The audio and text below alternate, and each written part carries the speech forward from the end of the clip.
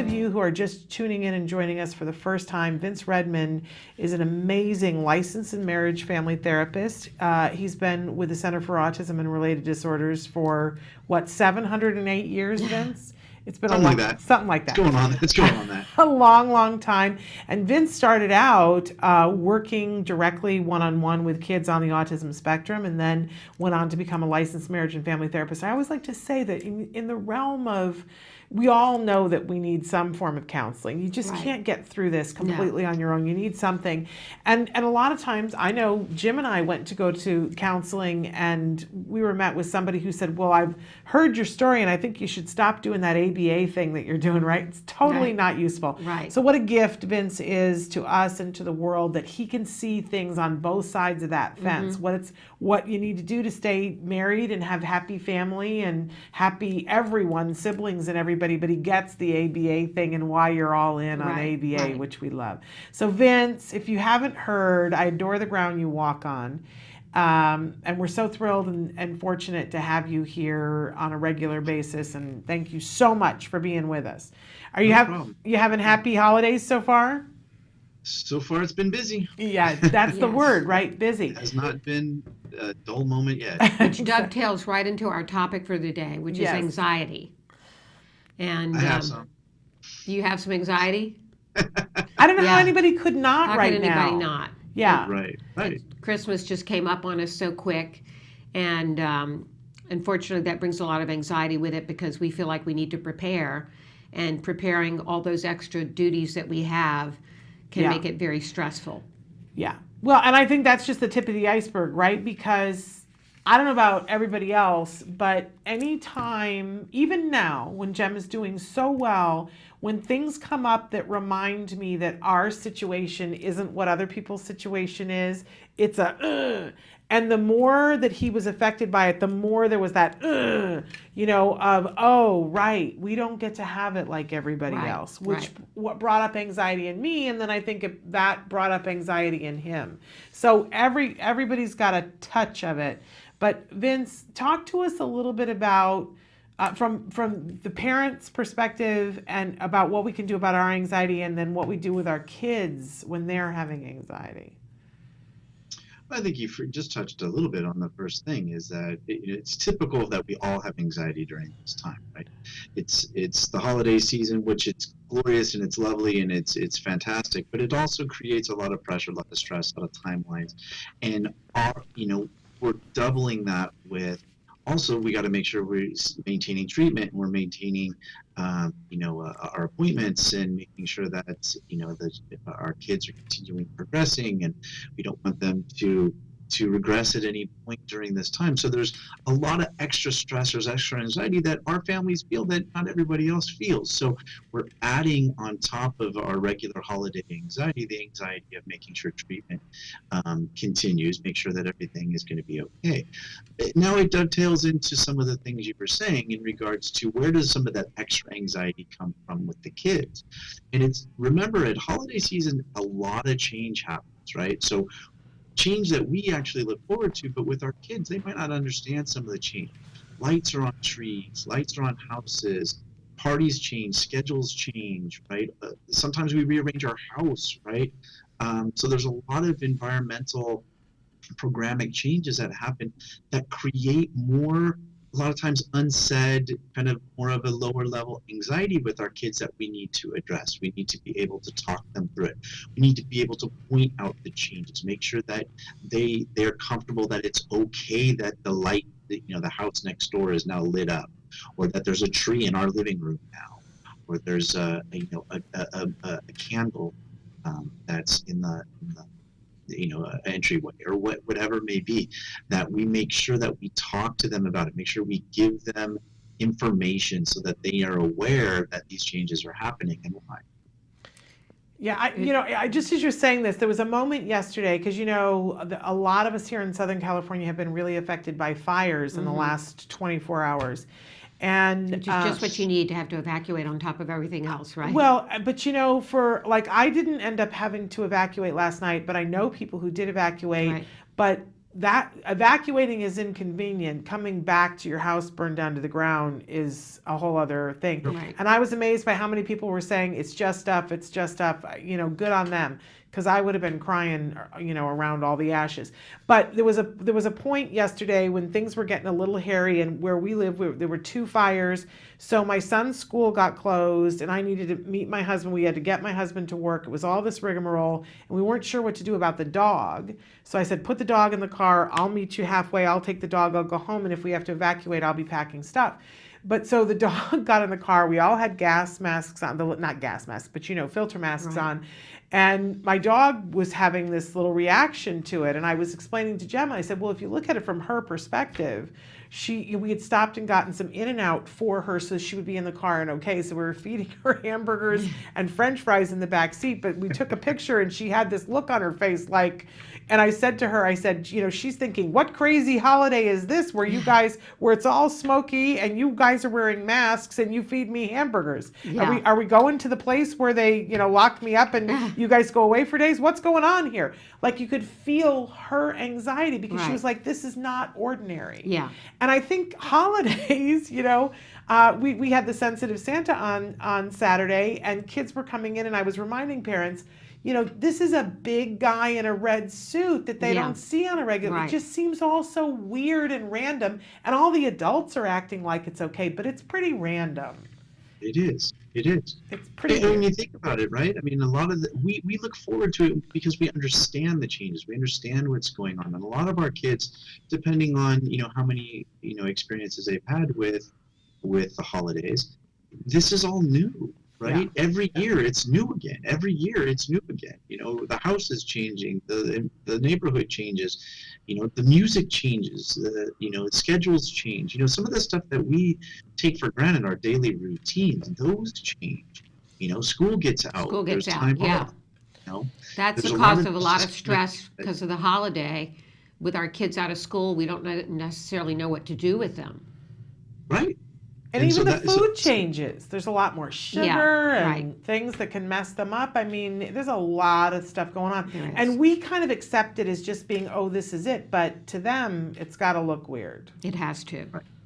And again, that's why we want to talk to them about it, acknowledge it, work them through it, right? Anxiety is always, they experience a lot of anxiety for multiple different reasons throughout, their lifespan, and also throughout the year if we're looking at it just in a condensed year form.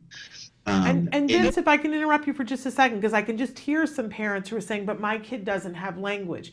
Do we assume with all kids receptively we still language it in hopes that some of it will make a certain amount of sense? Yes. Okay. Yes. I think that's So for important. nonverbal children, we still need to Still want verbalize to what's talk going to them on. about it. Yeah. Absolutely. That's a perfect way of saying it, Nancy. You want to verbalize with them, talk to them about the changes, identify the changes so that they know that you're aware of the changes as well. A lot of times, their anxiety will be remediated if they know that the parents are aware of the changes, if the parents are accepting. If they see the parents aren't upset that there's lights on the house next door, their anxiety will slowly lower over time because they'll see that it's not anything to be anxious about. And they don't have to be able to say those things to really understand. Yeah, we are going to, in the news in a little while, talk about a recent study that's out that suggests that, it's sort of the chicken and the egg. Which comes first? Anxiety and then not being able to participate in social moments, that they just fly by you? Or is it the other way around, that you're not able to participate in social things and that anxiety comes from that? Well, a lot of people have said that it's the second, but this study suggests that it may be exacerbates first. social communication problems and not the other way around. Yeah, and there's, I think it could probably be both, but it makes sense to me that one of the big takeaway, I don't know that, because they said that they were trying to look at people over the years and they lost a lot of people in their sample, but the takeaway that I got from it was, don't let anxiety go, treat it. If you're thinking, Right. well, my child has anxiety, and so we're just going to see, because maybe by the time he's 5, he won't. And they were saying, not a good plan. Your child is going to lose out on more things. But Vince, when we've got a 3 and a 4 and a 5-year-old who have got anxiety, and people say treat it. I think the assumption is that people are talking about medicating it, and nobody wants to do that. But And are there there other is actually things? no way to medicate anxiety in children with autism. But I think that's what the preconception that parents have, that you're going to Right. drug my child. Right. But so talk to us a little bit about what would we do with a 3-year-old or a 4-year-old or a 5-year-old who's having a lot of anxiety? I think you're both right. I think just societal on a norm, when they hear doctors and research that come out and say that they need to treat anxiety, I think everyone's first reaction that's outside of our our field is that it's a medicinal intervention for anti-anxiety medications and so forth. However, 100% agree that's not what they're alluding to. They're alluding to typically behavioral treatments to reduce anxiety, build coping strategies, build understandings of different things. And when you're talking with a 3 and a 4-year-old, first we have to identify where some of their anxieties are coming from, where some of their stressors are coming from. Some of it might be communication, that they're not being able to communicate. Some of it might be, again, like you said, environmental, and some of it might be part of their disorder in regards to change of schedule, or not being able to perseverate on certain behaviors, or on certain objects, because we're there changing it. We're there, integrating in new behaviors and more of socially and functionally appropriate behaviors. That creates anxiety, right? We're changing the way they stimulate themselves. We're changing the way that they, to some extent, entertain themselves to try to teach them new ways. That creates anxiety. So when we can identify the type of anxiety, then we can always come up with behavioral treatments to be able to either desensitize or have more exposure to positive practices. We can, talk, with higher level anxieties. We might be able to talk to them about the anxieties, talk to them about schedule changes, give more visual reminders of schedule changes that might be upcoming, using more transitional warnings. Lots of different things that we can do behaviorally to help mediate any type of anxiety. One of the things that I think is amazing at CARD is that for families that are not getting ABA, you're going to have to put this together yourself. If you're getting good quality ABA, we can all say the recommendation would be to start talking to your team about it to see what they can do. But I think it doesn't treat the whole thing. And one of the things that I find particularly stellar at CARD is that now, because Vince, you head up the CARD Family Services, that somebody, if you are a CARD family and if you, the parent, and or the child is having anxiety, and I find that most times it's both, Right. And that's just across the board, it's both. Right. That you can talk to your supervisor to make your team aware and deal with that. But then the other arm of it is that they can talk to you and CARD, or someone else on your team, Vince, in CARD Family Services, and then you can be looking at this and helping to treat the entire family. Is that correct? Absolutely. And again, it's a busy time of year for this as well. Yeah. Like you were saying earlier, and we're here to support the families. Families feel different types of anxieties. There's other family anxieties that get involved. There's work anxieties, there's work pressures, stressors, and so forth. So if there's any families within CARD that ever feel overwhelmed, feel anxious, feel that they need to talk to someone, they obviously do have their team and their supervisors to be able to talk to. But if they feel they need more professional care, more professional ear, they can always contact me in my department as well. And Vince, are there, this is just out of thin air, but are there any statistics? I feel very strongly that when one or both of the parents is having big anxiety, that the child will have more anxiety. Do you find that in your practice? It's pretty much a reality, right? Yeah. The more the parents are feeling and displaying their anxieties about whatever the topics may be, the more the research does show that children will then demonstrate more anxious type of behavior. And I think, so if the parents are anxious about things, regardless if they're actually talking about their anxieties in front of the children will be able to feel that anxiety, and most likely will raise some of their own anxiety. And I'm going to call foul on myself here because, I had a little bit of I call it a nervous breakdown in the second year of therapy because I became agoraphobic and couldn't leave my house and couldn't drive my car. And, my life got real small and I was having lots of panic attacks. And I wasn't going to do a thing about that.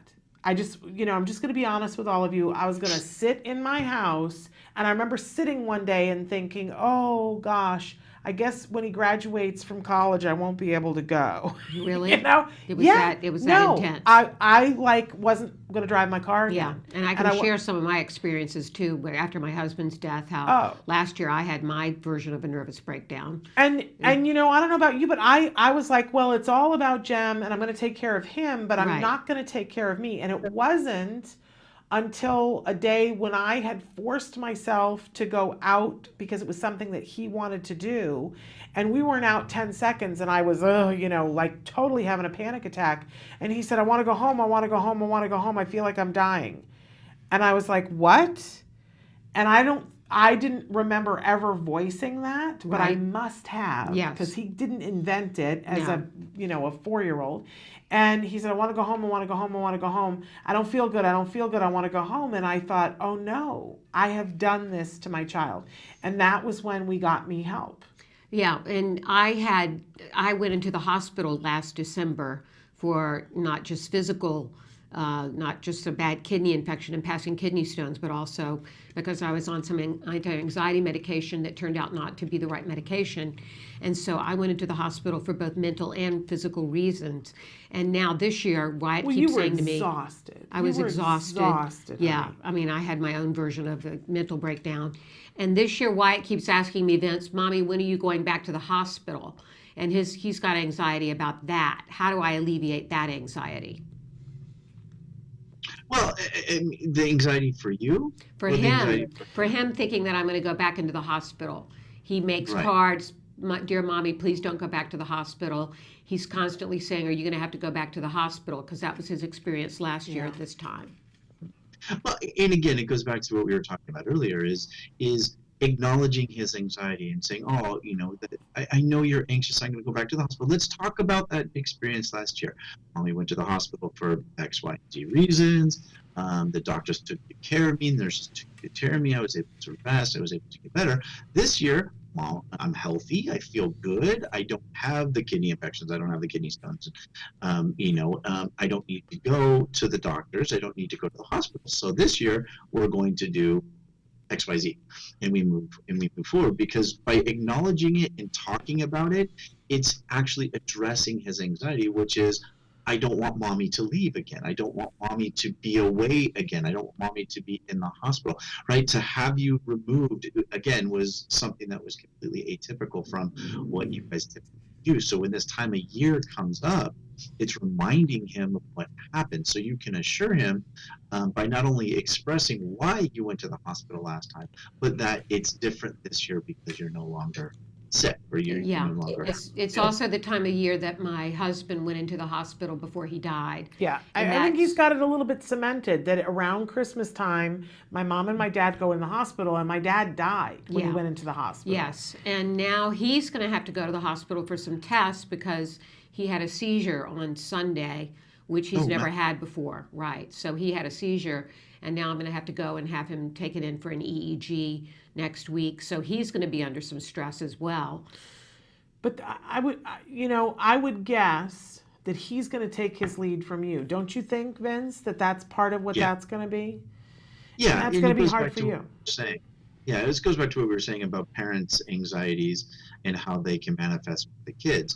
If we're keeping it calm and playful, and this is okay, and it's just a doctor's visit, and they're going to put this weird kind of sensors on your head, it's you're going to look like someone from Star Trek, and Right. Then it's going to reduce some of anxiety. That is, now he'll still have some, but that it's not a scary thing. This isn't a removal thing. It's not necessarily even what happened last year. And this kind of breathes over a little bit over into bereavement and bereavement recovery, because he hasn't experienced another Christmas since his father's passing. He has actually. This will be the second Christmas that he's I had don't since know his if father's passing. Right, but the first one is so different, Right. and it was Actually, it's the first that one was since his all father's passing. You're associated with absolutely the right. same holiday season, right? It No, was all No, second one. holiday Okay. blur. So the more he's able to receive or to experience Christmases and the holidays and things that don't involve the hospitalization, don't involve Right. Yeah. separation from parents, the more that anxiety will alleviate. Right. Right. Because right now he's like, oh, this is a pattern. Right. And so this year, when you don't go into the hospital, then next year it'll be like, yeah, one Christmas mommy went into the hospital, but every other one mommy hasn't. Right. And so, this isn't going to, the pattern, you're interrupting the pattern this year. Yeah. It's hard. It's very hard. It's hard. And stuff keeps coming up. And just when you get one thing, something else pops up. But I think we all have to remember that while the anxiety is ever present, it's not our friend. No.